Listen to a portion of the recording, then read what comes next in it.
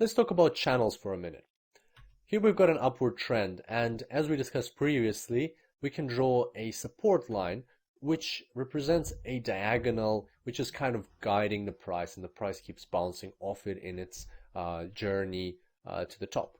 Now, what we're going to do is we're going to take this diagonal and we're going to copy it and we're going to put it above the price. So there it is. It's got the same angle as the first one, and it's sitting on one of the highs of the price.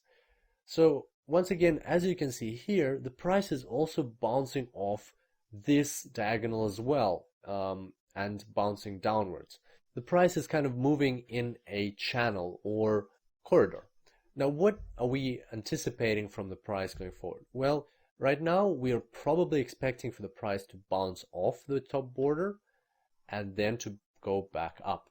This is where we would enter into a buy order. So once the price has bounced off, we would wait for it to hit this bottom border of the channel. We would enter into a buy order, and if the price goes in our direction, once it hits the top border again, that's when we would close our trade. So it's important to note here that in an upward channel, it is recommended to trade only buy orders. And why is that? Well, let's take a few steps back for a second. At this stage, we're anticipating for the price to go down. So we could technically conduct a sell order, but it's not advisable for two reasons. First of all, we'd be trading against the trend, and that's something we said we shouldn't do. We should always trade with the trend.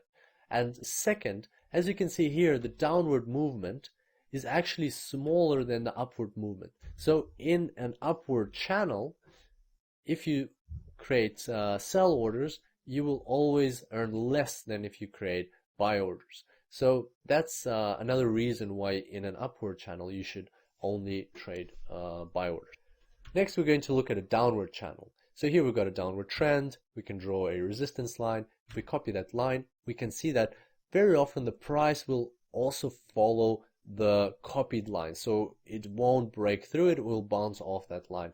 And channels are very common on the Forex market, and you'll see this from our live trading on a real account further down in this course. So here we're expecting the price to go up, then we'll conduct a sell order, and we'll close our order once the price reaches the opposite side of the channel. So once again, in a downward channel, it is advised to open sell orders, because you would be, in this case, you'll be trading with the trend and you'll get longer movements. And so those are the two main ways of trading channels. It's actually one way, but in two different types of channels. And it's always trading inside the channel. And more often than not, the price does stay in the channel.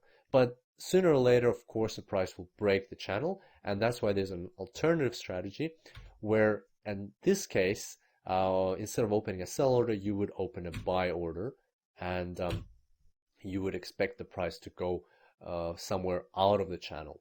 You would use this strategy when your other analysis is telling you that this channel is getting too old and the price is going to break through it. So when a channel is quite new, there's more chances that the price will stay inside. When the channel has been around for a while, the chances of the price breaking out are constantly growing. Both strategies are valid. Depends on the situation and what your other technical analysis tells you. So to sum up with channels, direction, trade with the channel, stay inside the channel. It's more likely that the price will bounce into the channel. There's an alternative strategy, which is a breakthrough strategy, and that is used when you expect the price to break free from the channel. All right, so that was channels.